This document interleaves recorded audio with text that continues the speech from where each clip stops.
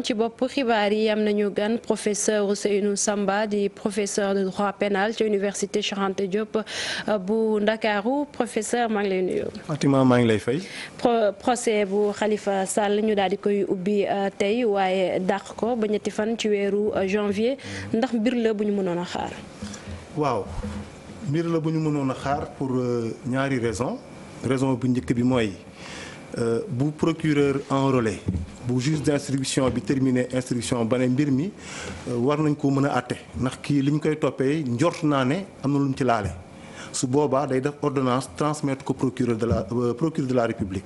procureur mooy enrôlé pour jël date yoon dafa ne ko à partir de période boobu noonu am nga 2 mois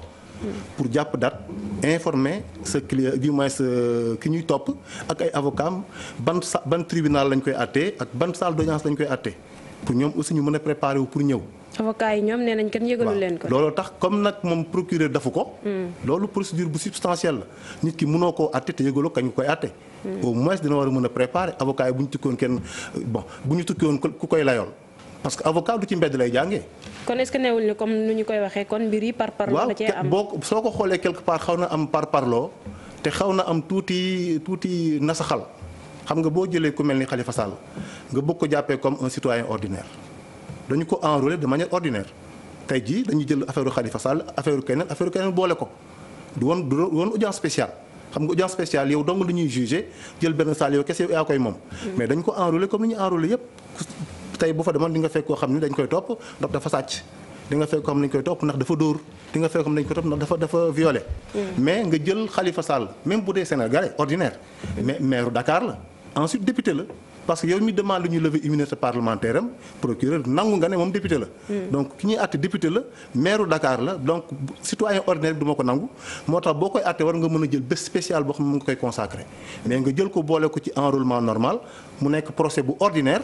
loolu dafa xaw a tey xel yi. ensuite nga war a mën a mu wóor la ne yoon dala koy imposer. ne la ki ngay àtte da nga ko war a yëgal kañ nga koy àtte bu fekkee dafa am ay avocat nga yëgal avocat am kañ nga koy àtte nga enrôler jàpp date yëgaloo leen ko ba jour procès ba ñu rendre compte que ne dafoo ko am na tuuti. kon loolu mooy li Maître El Hadji Diouf wax respecté wuñu article 164 parce que droit de la défense mooy commencer nga may nit ki. mu préparé wu yow mi koy topp da nga pare parce que yaay tànn jour bi la neex ne jour bi laa bëgg ñu àtte ko ci délai wu ñaari weer yi jour bi laa bëgg ñu àtte ko te fii laa bëgg ñu àtte ko soo ko waxee c'est parce que pare nga mais ki ngay jàkkaarloo aussi may ko mu pare droit de la défense mooy respecter àq ak yelleefu waa ji ba nga xam ne yow mi koy attaqué. ni nga pare moom noonu lay pare mais bu fekkee da nga ko bett wala bu fekkee yëgaloo ko mais bu ñëwee ci audience ba na nga préparé wu ko. moo tax yoon nangu ko. mu mel ne ñàkk respecté ak yelleef boobu ñu ngi koy wax ci début procédure bi ba léegi. avocats yi ñoom yàgg nañu ko yuuxu moo xam bi ñu bëggee yóbbu caution bi. ak bi ñu fi bëggee déposer ab lettre. ngir ci wàllu procédure bi. ba tey ndax ni ordonnance de renvoi bi gaawee mbir yi. en tant que professeur de droit pénal yow ci dossier bi tàmbali bi ba fi ñu toll nii. noo ko jàngatee. waaw am na yu bëri yoo xam ne nii jàpp nañ ne jaarul yoon ci procédure bi tey boo jàppee le fait que ñu téye ko en détention ba pare di demander lever immunité parlementaire am. immunité parlementaire boo xamante ne bénéficié wu. non du bénéfice immunité parlementaire. maanaam boog jotul sax teew assemblée nationale la koy jox askan bi moo la koy jox askan bi jour bu mu la falee député la muur. ku la bëgg a jot da lay muri donc bu mu nekkee kaso. ba conseil constitutionnel proclamer résultat définitif ca la nekk député bés boobu lañ ko waroon bàyyi mu dem bu ñu ko bëggee tëjaat nañ dem assemblée nationale lever immunité parlementaire su boobaa nañ ko mën delluwaat kaso bi. kon lever bi am na lu ko jiitu. am na lu ko jiitu woon libéré ko ba pare soo koy topp na nga doog a mën a engagé procédure lever immunité parlementaire am boo koy tëjaat jàppaat ko mais dès l'instant que assemblée nationale prononcé na lever du moins résultat définitif du moins conseil constitutionnel. annoncé na résultat définitif yi jour boobu la nekk député et jour boobu la ko malaan bi muur lépp loo war mën defati ci moom da nga ko war a arrêté ba ñu lever immunité parlementaire bi y compris détention ba mu nekkoon. dañ ko waroon a bàyyi bu ñuy lever immunité bu ñu koy jàppaat ñu jàppaat ko yoon maye na ko. ki nga bàyyi li may liberté provisoire heure boo yaakaar ne war nga ko mën a indiwaat denc ko dencum ndëggandiku yoon maye na la ko nga justifier pourquoi nga koy def. donc loolu yoon mayoon na leen ko ñu doog a mën a lever immunité parlementaire bu ñu ko lever nag maintenant bu ñu koy topp ko mais munoo ne mun naa ko tëj détention provisoire sans lever immunité mais mënuma ko àtte te lever mu immunité amul sens. parce que yoon dafa ne mënoo ko jàpp mënoo ko tëj mënoo ko àtte ñett yooyu la boole constitution article 61. mënoo ko arrêté mënoo ko tëj mënoo ko jugé mais yow jàpp nga ne arrêté nga ko tëj nga ko mais mënoo ko jugé te lever immunité parlementaire yooyu moom vraiment ay lu waroon a mën a ñàkk la quoi. mu mel ne ay avocat am tey li ñu bëggoon am nañ ko. moo di wax ni procureur li ko waroon defu ko. donc ñu renvoyé procès bi ba 3 janvier. audience spéciale bi itam am nañu ko moom la ñu koy defal. bu 3 janvier jotee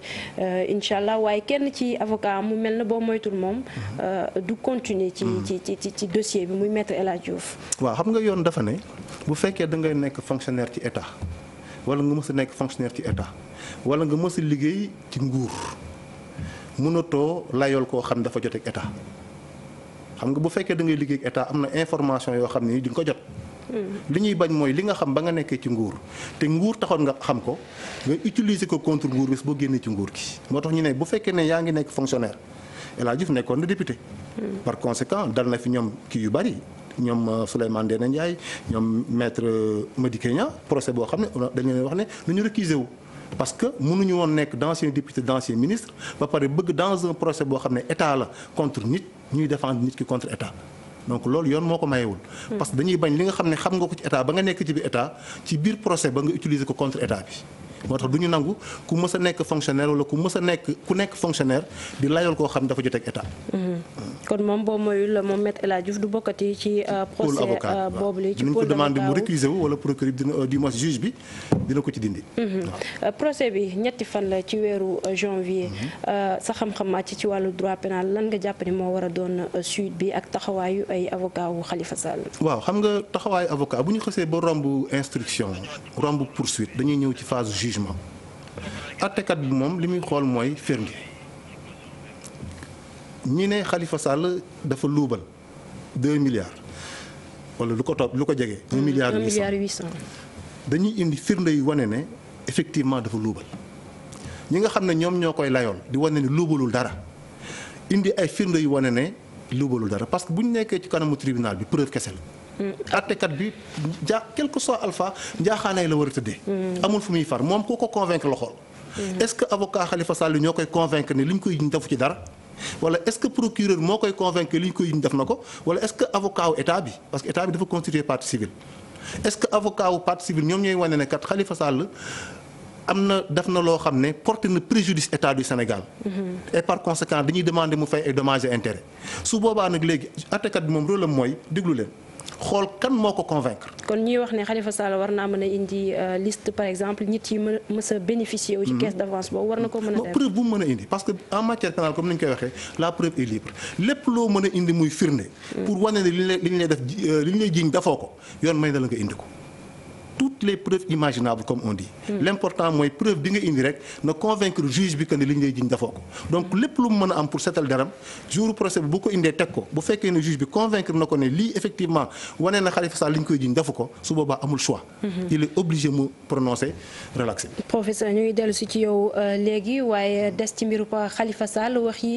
ci mbir mi bi mu tàmbaleek léegi bi ñu ko tegale ko moom Khalifa Sall yóbbu ko ci fële ca Rebeuss waaye itam doxalin bi nga xamante ne ay avocat am nañ ko déposé ay def li leen war ngir seen client am liberté provisoire wala jaar fépp foo xamante ne yoon mayoon na leen ko ngir seen client am liberté mu mel ne loole antuwul fu ñu mujjee ci caution bi ak ni mbir yi te jeexee ba ñu egg tey ci ab procès ñu jàpp ne par parloo da cee am dañ ci ñëwaat ci dossier boobule ak Alassane Ba.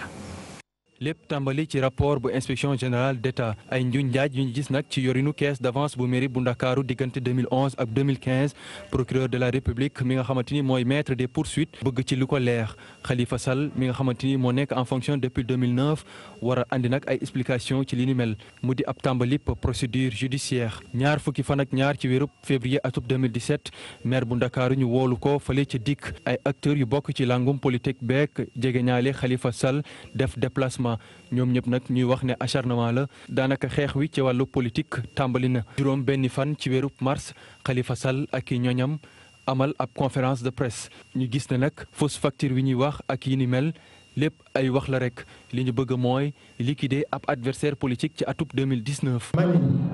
ñi sooke lii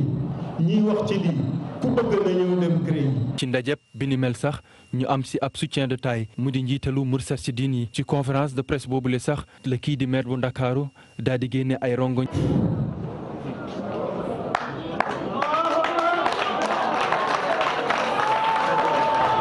pour Serigne Moustapha Sy nag xel xalaatul ñuy tëj Khalifa Sall ci prison bu fekkente ne def nañu li ni mel ñoom ñaar la ñuy tëjandoo. buñ ko dee yóbbu kaso maag moom ñoo ànd.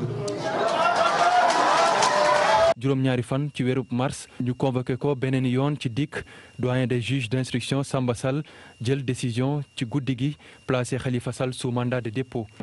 dañ koo xalaat sanc ko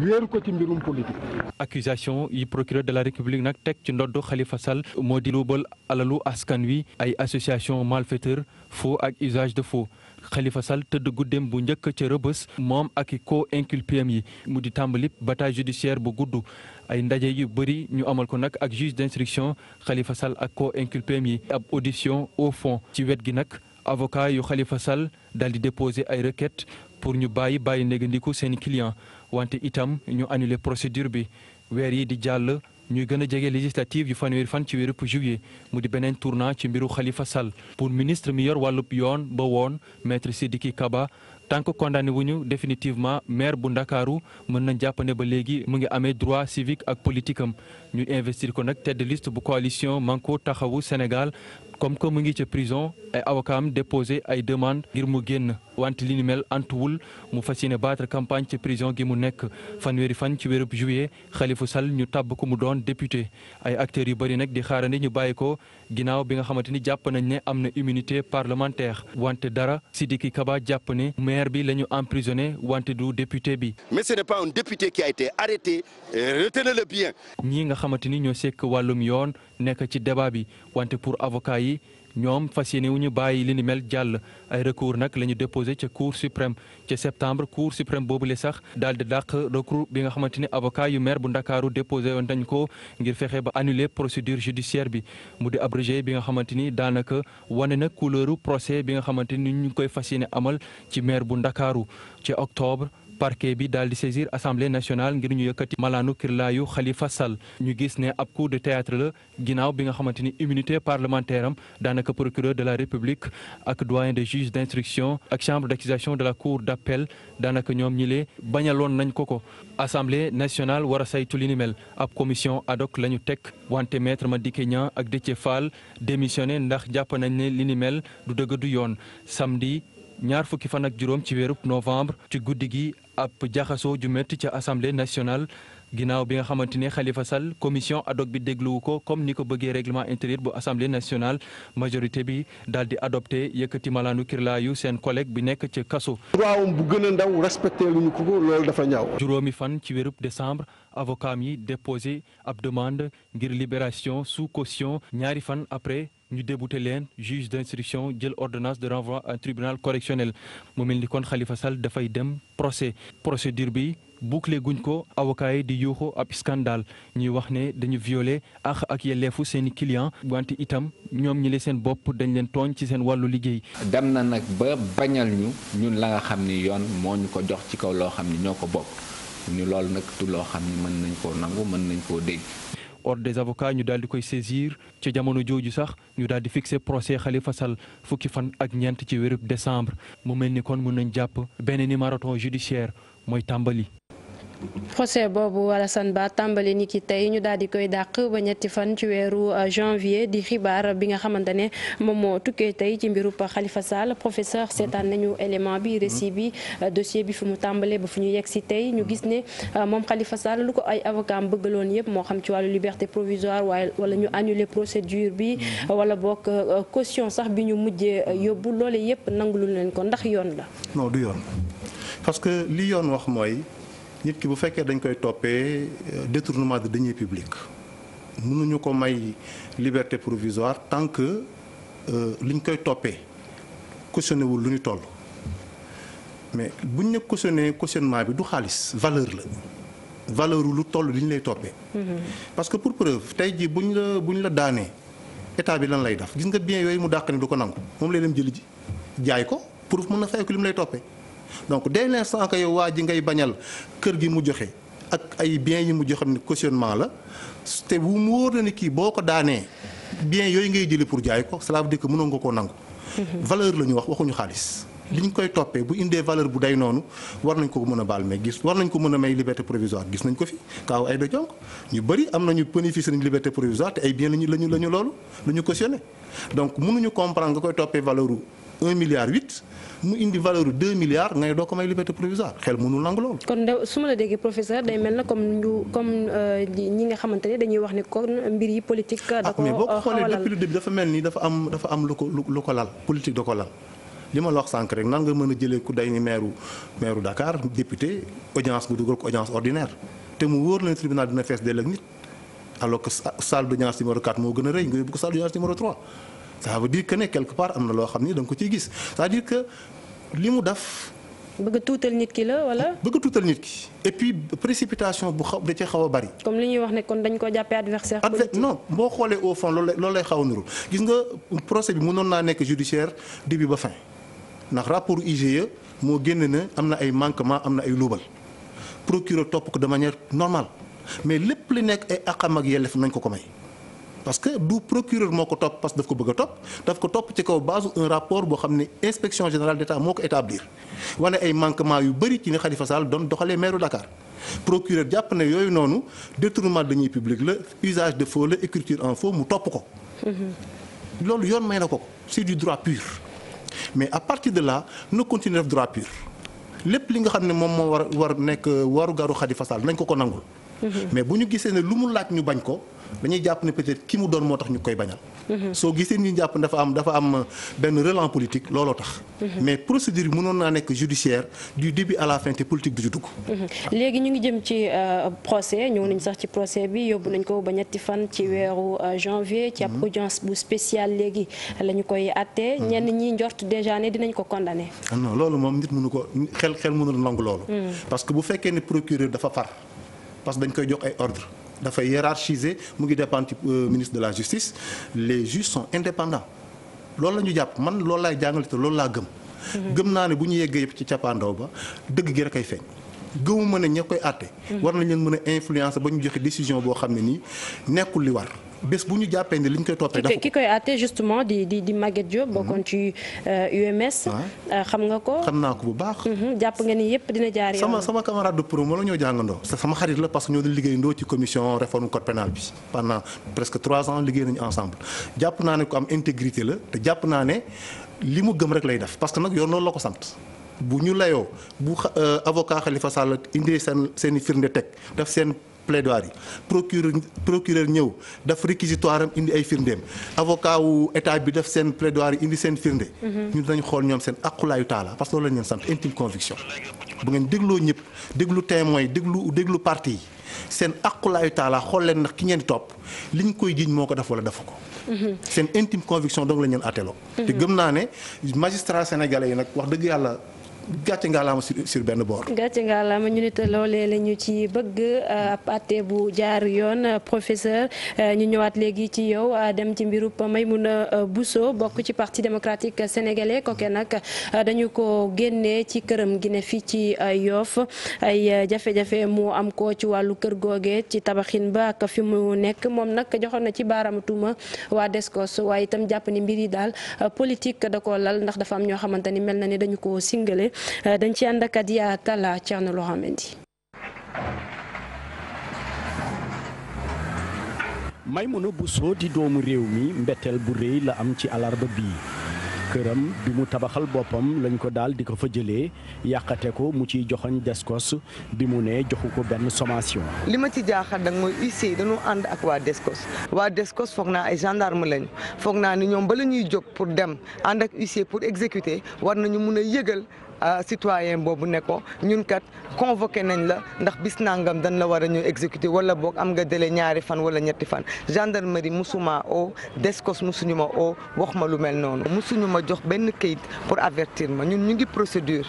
dossier bu kéemaan la dossier buy wane faayu système judiciaire sénégalais la parce que pour wax la li ñun ñu ngi cour d'appel ñu ngi cour d'appel vidé guñu ko demaguñu cassation kon ku nekk cour d'appel am nga njort ni même luñ fa mën a àtte boo paree boo demee cassation di mën nañ ko firi wala leneen ak leneen mën cee am kon dossier boo xam ne mu ngi cour d'appel naka lañ ci mën a yàkkamtee toj ci kër jàmbur génnee ko ci yàq loo xamante ne kër gi ñoom estimé nañ ko ñoom ci seen bopp ñu ne leen 400 millions kër gi ñu dellu ginnaaw kon naka nga mën a jël kër goo xam ne mat na 400 millions nga jël ko yàq ko comme ça au profil du de l'intérêt national mais au profil d'un individu. ànd ak njaqare Maymuna xamal nañ ne bi muy tabax ba muy dëkk amul fenn fu mu jalgatee yoon. dañu jënd sunu suuf ay lébu ñoo ñu ko jaay jënd nañ ko man dem naa fi ma war a dem naa cadastre jaar naa ci yoon yi ma war a jaar pour régulariser ko pour def ko ci yoon xëy na am nañu naïveté bu toll nu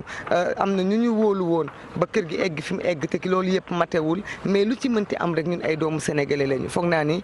ñii ñuy xeexal tey Mamadou Moustapha Tall aw ma lu ko àdduna di jaral ak lu mu ci am toj kër gu toll nii am na kër goo xam ne état tax mu am ko am na alal ju dul jeex ci état la ko amee Omar Samb mu ngi dëkk ci këram yore ay këram kon tey ñëw yàq suñu kër toroxal ñu am gisuma lu mu leen mën a jëriñ. moom mi yàqule mu teg lépp rek si loxoy yàlla mu koy ñaan rek mu àtte ko ak dëkkandoo am yi nga xam ne dañu bëri doole ñu mu njort ni ñoom ñoo nekk ci ginnaaw mbir mi. yenn wul maanaa nit ki dëkk ci kër jàkkaarloog nit 2001 di ko seetaan moom mu jënd kër. yow nga dëkk sa kër depuis 93 la fi Omar Samb dëkk moom moo njëkk dëkk ci koñ bi ma dëkk si kër gi 2002 di tabax ba eggal mu war a ñëw toj sama kër ndax am na ay justice bu ko may doole boobu justice bu ko may décision boobu loolu tamit dama ci attirer attention sénégalais yi. mat nañu ñeenti kër wala juróom mais sama bos dong lañ ci toj tey. takk der yu takku la ñu indi ci béréb bi lépp rek ngir génne kenn ku jigéen ci këram ki nga xamante ne nag nee na ñàkkam la ko amee te kër gi ñu xayma woon ko li toll ci 400 millions. non ne touchez pas à mon téléphone. non bàyyi leen bu leen laal sama téléphone. toi de filmer mais bàyyi leen sama téléphone lii sama téléphone la. jaajëfal ko Mamady Talla professeur Ousseynou Samba it dañu koy jaajëfal ci wuy si gi mu wuy si Télé Futurs Médias waxtaanee mbiru Khalifa Sall professeur. waaw Fatima ñu ngi lay nuyu di la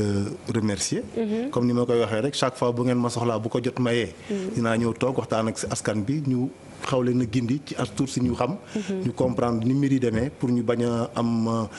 yenn jiixi jaaxaay yi war a mën a bañ a am yenn comportement yi parce que yenn yi parfois ñàkk a comprendre moo koy waral. mais nit ñi bu ñu leen di expliquer ñuy comprendre rek dal dina fa am lu bëri dina sotti jàmm incha allah. am na solo professeur Ousseynou Samba ñu koy jaajëfal bu baax a baax di professeur droit pénal ca université Cheikh Anta Diop bu Ndakaaru.